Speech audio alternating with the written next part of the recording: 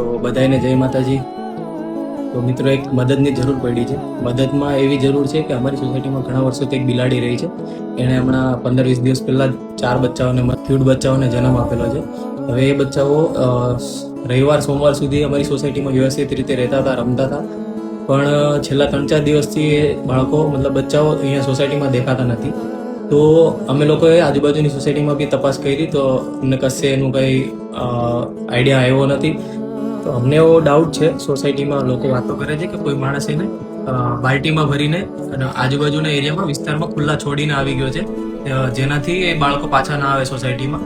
તો હવે મદદની જરૂર એવી છે કે તમે અગર સીતાનગર પૂર્ણાગામ વિસ્તારમાં રહેતા હોય ને તમને કે એવી રીતે બચ્ચાઓ દેખાય તો હું મારો નંબર મેન્શન કરું છું, એમાં જાણ કરવા વિનંતી।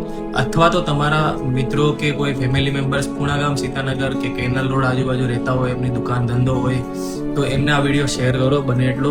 અને જો જરૂર પડે તો અગર એવું કંઈ એવિડન્સ કે એવા બચ્ચાઓ તમને કશે દેખાય કોઈ બી હાલતમાં તો અમને આ નંબર પર કોન્ટેક્ટ કરો।